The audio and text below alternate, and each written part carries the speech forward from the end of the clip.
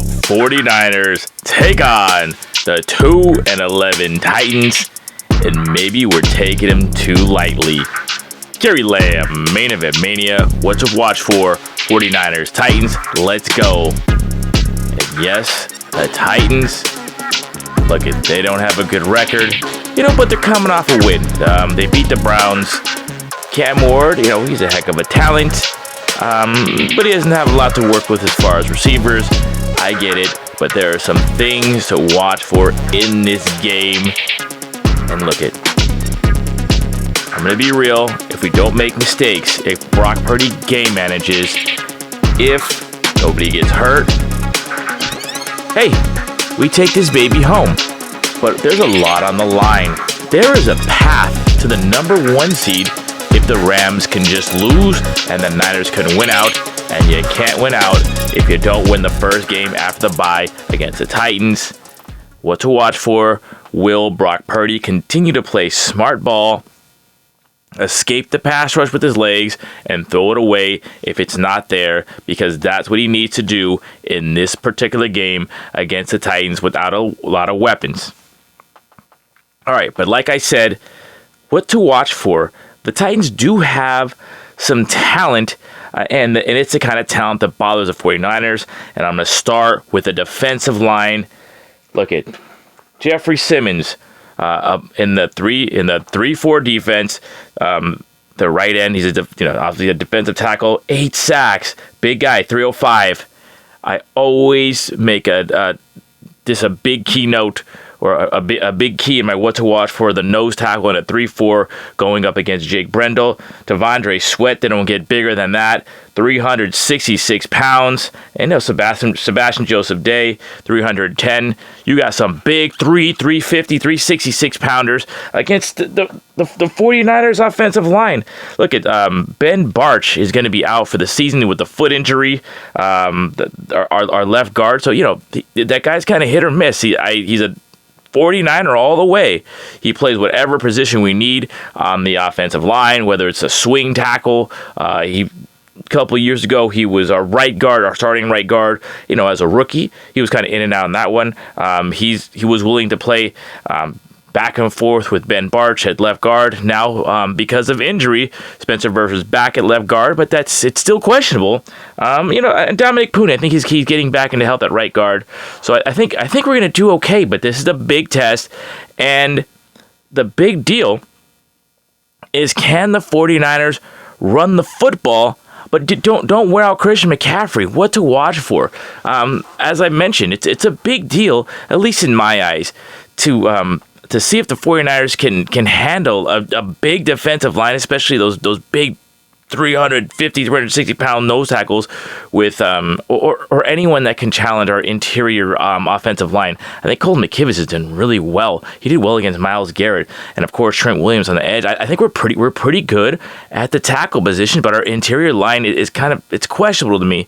I think Pony's just kind of back on track. I think he's healing from injuries, but Spencer Burford and Jake Brendel they're still suspect. They got to prove themselves again. I think it's going to be tough.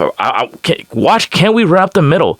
And I think in this game we're going to have to just game manage or load manage Christian McCaffrey. I'd love to only him 15 carries or less. I don't mind the 10 targets as usual, and I'd like to see Brian Robinson, maybe even Isaac Arendo. I'd like to see 30 rushes or more altogether, but only about half from Christian McCaffrey, if not more. 15 or more carries from the rest of the squad, and I think we're going to be okay. Let's go. All right. Here's on the other side. I say it all. I've been saying it the last couple weeks. Unless you're an elite processor, and you can beat Robert Saleh in that 3D game of chess, it's going to be hard to beat the 49ers, and I don't think Cam Ward is that yet. But he can run a little bit. He's like 170 yards rushing. But guys who can move are, or you can get some yards in the scramble. It's been tough for the 49ers, ever since Robert Saleh was here the first time. And you know what? I want to see if we could stop the running game. The 49ers have given up 6 yards a carry, 5 or 6 yards a carry the last few weeks. We cannot stop the run. Maybe Alfred Collins will be the difference now that he's starting. But look at our linebacker core. Watch for this. Tatum Bethune still has a high ankle sprain. He's just coming off a bye week, but that's a 4 to 8 week injury. It hasn't been 4 to 8 weeks. Curtis Robinson, are you going to stop the run? D. Winters, man, athlete. He gets there with a bad attitude, but sometimes he didn't get to the right place at the right time. Luke Gifford, he's kind of a special teamer. He's kind of an edge setter, but he's not. He's not the most dynamic linebacker in 49er history. Okay, I'll say it like that. And it's just, and it's a high bar to be a 49er linebacker. But this is not the best linebacking core I've seen. Since it's not Bowman, Willis, and Alden Smith out there, and Brooks. So, all right, that's what to watch for. Like I said, watch for a clean game from Brock Purdy. Game manage, use Kittle, use McCaffrey. And you know what? Last bonus what to watch for. The 49ers just really haven't had a dynamic, explosive offense, really, except for Kittle. But man, Ricky Pearsall, he seems to be a guy who gets into shape slowly, and he's kind of a slow to warm up.